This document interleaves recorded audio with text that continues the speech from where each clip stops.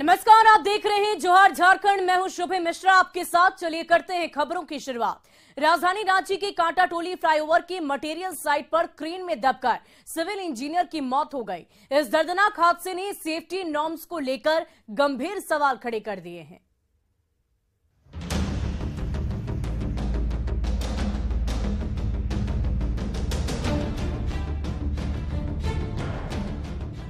कांटाटोली चौराहे पर फ्लाईओवर का कंस्ट्रक्शन तेजी से चल रहा है।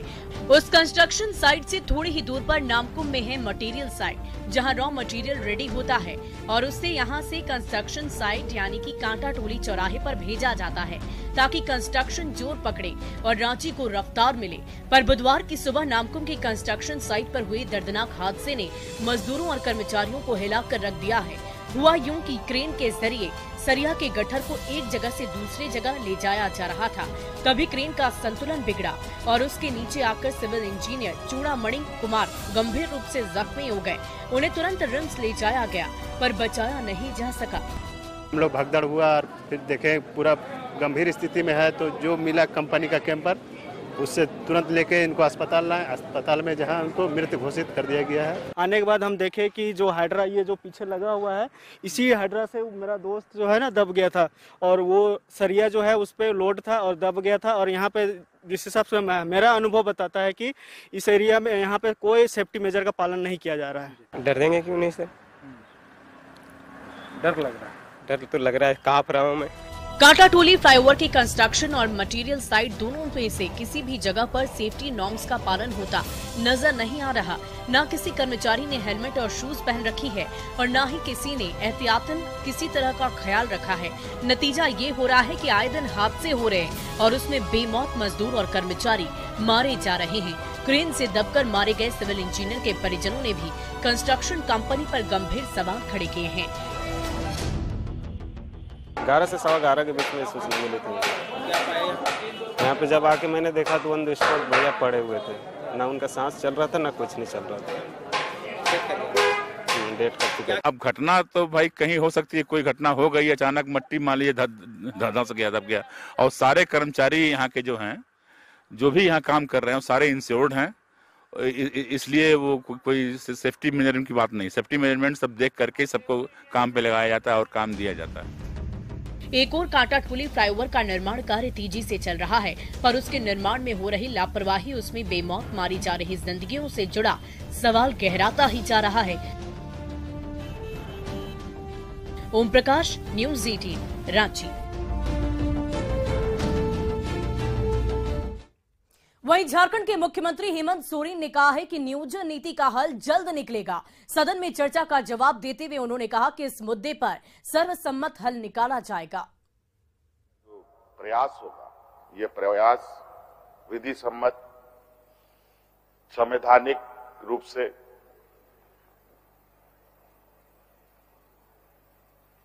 क्या बेहतर रास्ते हो सकते हैं और बच्चों के लिए या हमारे नौजवानों के लिए क्या अच्छे रास्ते हो सकते हैं, इस रास्ते पर सरकार बिल्कुल आगे बढ़ेगी। लेकिन ये सभी चीजों के पीछे सबसे पहले लोग अपने पैरों पर खड़ा हो, ये जरूरी है। शिक्षित हो, ये जरूरी है। बौद्धिक क्षमता बढ़ाए, ये जरूरी है, जिसको लेकर सरकार राज्य में काम कर रही है। अध्यक्ष महोदय, मैं सदन को बिल्कुल आश्वस्त करूंगा कि आप चिंता न करें। वर्तमान सरकार बिल्कुल कमिटेड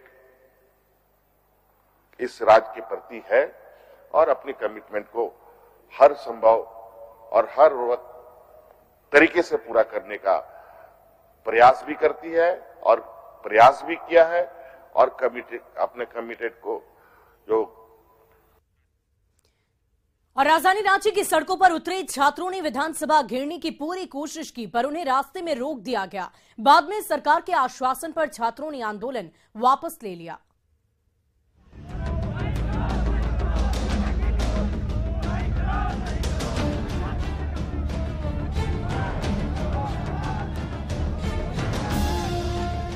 कोर्ट से नियोजन नीति क्या रद्द हुई? पूरे राज्य से उग्र छात्रों का हुजूम रांची की सड़कों पर उतर आया।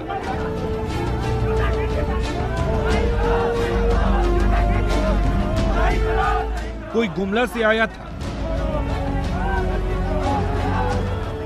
कोई दुमका से, कहीं गोड्डा से छात्रों का जत्था रांची में नारे लगा रहा था, तो किसी कोने में पलामू के उग्र छात्रों का हुजूम सरकार पर बरस रहा था। इन सभी का गुस्सा इसलिए उबल पड़ा क्योंकि कोर्ट के आदेश पर जेएसएससी की नियुक्ति प्रक्रिया एक बार फिर अटक गई थी और सरकारी नौकरी पाने का इनका सालों पुराना सपना चकनाचूर हो गया था। नियोजन नीति के विरोध में जेएसएससी में नियुक्ति को लेकर यहाँ पर छात्र जो है विधानसभा का घेराव करने निकले हैं। हजारों की संख्या में छात्र जो है राज्य भर से यहाँ पहुँचे हैं। पूरे राज्य से हजारों की संख्या में राजधानी में जुटे उग्र छात्रों का जत्था नई विधानसभा की ओर जैसे ही बढ़ा, रास्ते में जगन्नाथपुर मंदिर के पास पुलिस ने बैरिकेडिंग लगा दी। वहां तैनात मजिस्ट्रेट और पुलिस छात्रों से बार बार वापस लौटने की अपील करती रही, पर नियोजन नीति को लेकर आर पार की लड़ाई लड़ने उतरे छात्र किसी की सुनने को तैयार नहीं थे। जब पुलिस ने आगे जाने का रास्ता बंद कर दिया तो उग्र छात्र वहीं नारेबाजी करने लगे। 2019 में सरकार आई, रोजगार के नाम से इतने वादे किए और लास्ट में क्या निकला, एक नियमावली तक सही नहीं बना पाई और उसका शिकार हम छात्र हो रहे हैं। हम छात्रों को क्या शौक है कि हम सड़कों पे उतरे? क्या हम यही काम करने के लिए रांची आए हैं? गरीब माँ बाप से आए आप लोग? हम लोग कोई सिमडेगा से, कोई गुमला से, कोई हजारीबाग से। 21 में आया, 22 में आया, अब 23 में भी रद्द कर दिया गया। सर हम झारखंड के रहने वाले, हम कहाँ जाएं? हम चाहते हैं कि अपने माँ बाप के साथ झारखंड में रहें और झारखंड की सेवा दें। हम इतना पढ़े लिखे, पीएचडी मैं कर रहा हूँ, अभी तक मैं बेरोजगार हूँ। मैं क्या करूँ, कहाँ जाऊँ सर? ये लगभग 5 लाख लड़कों का अभी नियुक्ति का फार्म भरा गया था और ये पद खाली है 25,000 प्राइमरी टीचर का। रांची पुलिस ने भले ही रास्ता रोक दिया, पर प्रदर्शनकारी छात्र सड़क पर डटे रहे।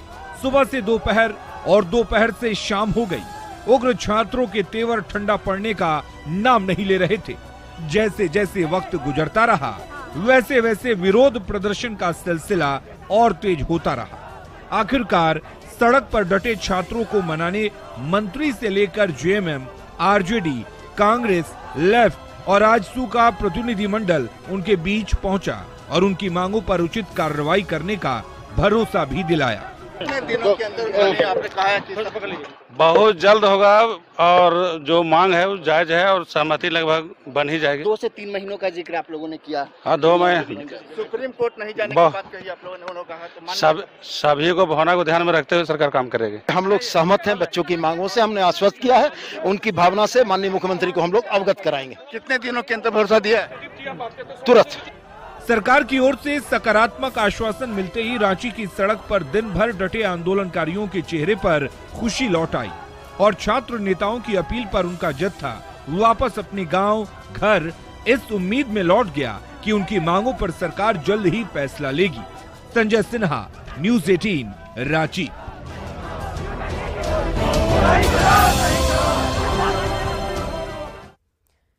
वहीं नियोजन नीति को लेकर झारखंड विधानसभा में गर्मा गर्म बहस हुई। बीजेपी ने सरकार की मंशा पर सवाल उठाए तो मुख्यमंत्री से लेकर तमाम मंत्रियों ने छात्रों के हितों के लिए जल्द सर्वसम्मत हल निकालने की बात कही है। नौजवानों के विषय को लेकर जो आग लगाने का प्रयास थोड़ा से जो कुछ लोग लगे हुए हैं, उनको भी बहुत माकूल जवाब बहुत जल्द देखने को भी मिलेगा। तो इसके यहाँ के बच्चे जो है निराश हताश हो गए हैं। उस पर माननीय मुख्यमंत्री यही बात बोले कि हम इसका कोई व्यवस्था विकल्प रास्ता हम कुछ निकाल रहे हैं और यहाँ के बच्चे को हम ऐसा नहीं छोड़ सकते हैं। उसके जो नियोजन की बात है वो हम करेंगे। इन्हें सदन को आश्वस्त किया है कि झारखंड राज्य के नौजवानों के जो है भविष्य के साथ किसी प्रकार से खिलवाड़ नहीं हो। 3 वर्षों में राज्य सरकार के उत्तर के मुताबिक मात्र 357 नियुक्ति हुआ। आगे उसका भविष्य क्या होगा यह राज्य सरकार बताने की स्थिति में नहीं है। यही सबसे बड़ा सवाल मैंने सदन के माध्यम से भी, माननीय अध्यक्ष महोदय के माध्यम से भी विधानसभा के अंदर किया और सरकार ने लिखित उत्तर में भी ये बातें सरकार ने मुझे प्रतिबिंबित किया है। वहीं झारखंड की गठबंधन सरकार के 3 साल पूरे होने पर झारखंड वासियों को कई तोहफे मिलेंगे। इस सिलसिले में झारखंड विधानसभा के सीएम कक्ष में मुख्यमंत्री हेमंत सोरेन ने एक अहम बैठक की, जिसमें विभागीय अफसरों को सरकार की वर्षगांठ के मौके पर राज्यवासियों को कई सौगात देने के निर्देश दिए गए। इसके तहत 10 लाख किसान परिवारों को सूखा राहत राशि दी जाएगी, जबकि 25 लाख छात्र छात्राओं को प्री मैट्रिक छात्रवृत्ति दी जाएगी। यही नहीं, 5.5 लाख छात्राओं को डीबीटी के जरिए सावित्री बाई फुले किशोरी समृद्धि योजना के तहत सहायता राशि दी जाएगी। इस मौके पर 1200 करोड़ की रकम का वितरण भी सुनिश्चित किया जाएगा।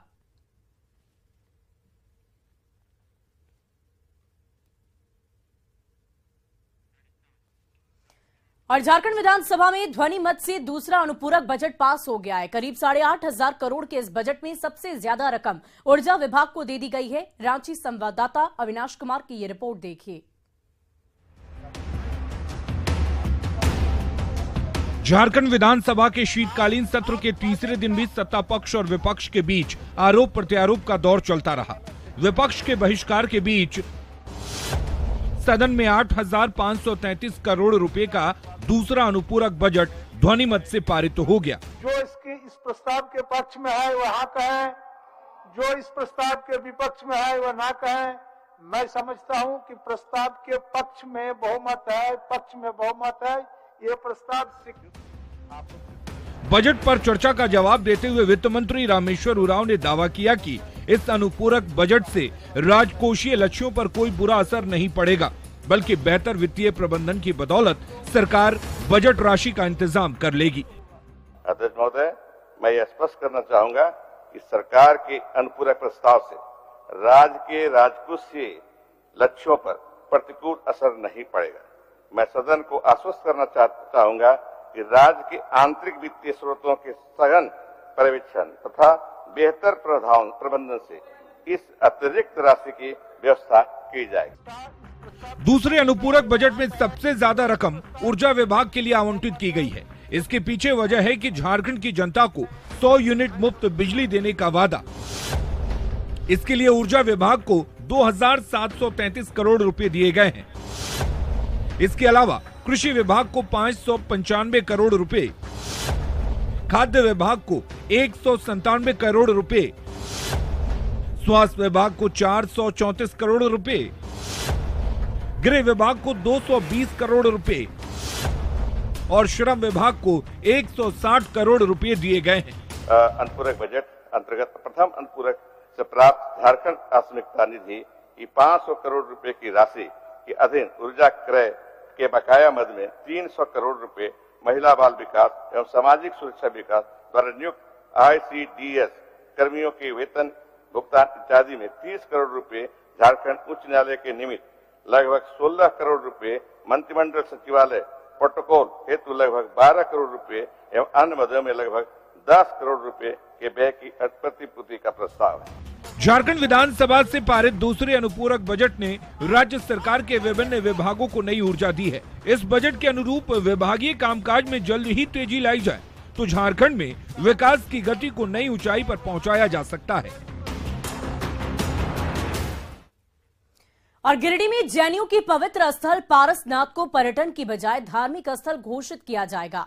विधायक इरफान अंसारी के सवाल पर झारखंड विधानसभा में मुख्यमंत्री हेमंत सोरेन ने यह ऐलान किया और बाद में मीडिया से मुखातिब होते हुए इरफान अंसारी ने कहा कि पारसनाथ की पवित्रता बरकरार रखने के लिए सरकार पूरा प्रयास करेगी।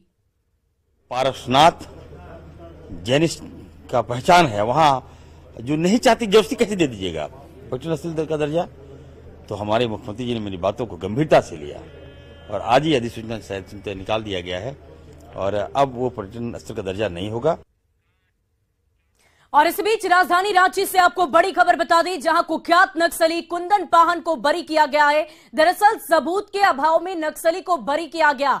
आरोप कोर्ट में सिद्ध नहीं हो सका, गवाहों ने पहचानने से इनकार कर दिया, जिसकी वजह से नक्सली को बरी किया गया है। कोर्ट में पेश किए गए थे 5 गवाह। नामकुम में साल 2008 का ये पूरा मामला बताया जा रहा है और गवाहों ने पहचानने से ही इनकार कर दिया, जिसके आधार पर आज उसे कोर्ट से बरी कर दिया गया। कोर्ट में 5 गवाहों को पेश किया गया था, उनकी पेशी हुई थी, लेकिन उन्होंने पहचानने से इनकार कर दिया। नामकुम में साल 2008 का ये पूरा मामला बताया जा रहा।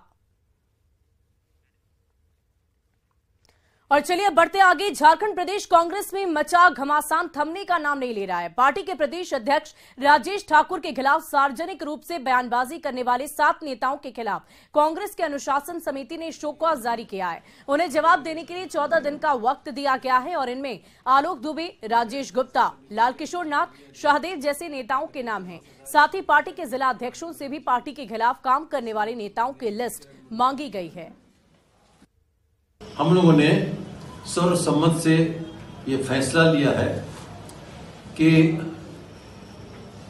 आज हम लोग 7 कांग्रेस के पदाधिकारियों के विरुद्ध शो कॉज नोटिस इशू कर रहे हैं और 14 दिनों का समय उन लोगों को जवाब देने के लिए दिया जा रहा है। लक्ष्मण रेखा या पार्टी के फोरम को छोड़कर जो कोई भी व्यक्ति लक्ष्मण रेखा को पार करेगा उसे उसका भुगतान करना होगा और पार्टी उसके ऊपर में जो भी अनुशासन समिति उसके ऊपर में विचार करेगी, जो भी अनुशासनात्मक कार्यवाही है वो उन पर निश्चित रूप से होगी। और झारखंड प्रदेश कांग्रेस में बगावत करने वाले नेताओं ने पार्टी की अनुशासन समिति पर ही सवाल खड़े किए हैं। इन नेताओं को कांग्रेस की अनुशासन समिति ने शो कॉज जारी किया है और इसके जवाब में बगावती कांग्रेस नेताओं ने अनुशासन समिति पर ही सवाल खड़े किए हैं और कहा है कि प्रदेश अध्यक्ष राजेश ठाकुर के खिलाफ 24 दिसंबर से बोकारो से आंदोलन शुरू किया जाएगा। कांग्रेस का कार्यकर्ता, पूरे राज्य के लोग इस मुहिम में लग गए हैं कि भारतीय जनता पार्टी का अपरिपक्व, गणेश परिक्रमा करने वाला, रहमो करम पर चलने वाले प्रदेश अध्यक्ष हमारे स्वीकार नहीं। जब प्रदेश अध्यक्ष के निर्देश पर अनुशासन समिति काम करेगी, जिस पर कि हम आरोप लगा रहे हैं, तो मैं उनसे न्याय की उम्मीद नहीं कर सकता हूं।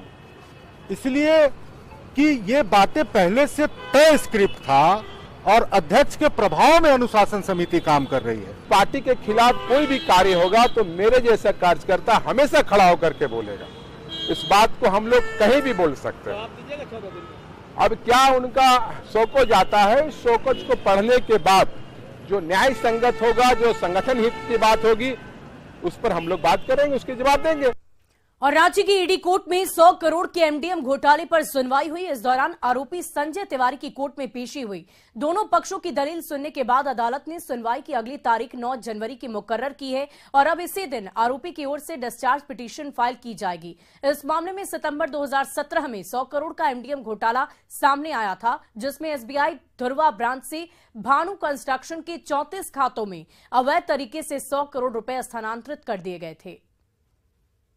1000 करोड़ से भी ज्यादा मिड डे मील घोटाले मामले में ईडी कोर्ट की ओर से आज सुनवाई हुई है, जहां पर जो भानु कंस्ट्रक्शन है उसके संचालक संजय कुमार तिवारी की पेशी हुई है और अभियुक्त की ओर से 1 महीने का समय मांगा गया था, जहां पर डिस्चार्ज पिटीशन दायर करना था, लेकिन कोर्ट की ओर से उन्हें केवल 19 दिन का समय दिया गया है, जिसका मतलब है कि आने वाले 9 जनवरी को अगली सुनवाई की जो तारीख है वो तय की गई है। कैमरामैन संजीव के साथ रूपाली त्रिपाठी, न्यूज़ 18 रांची।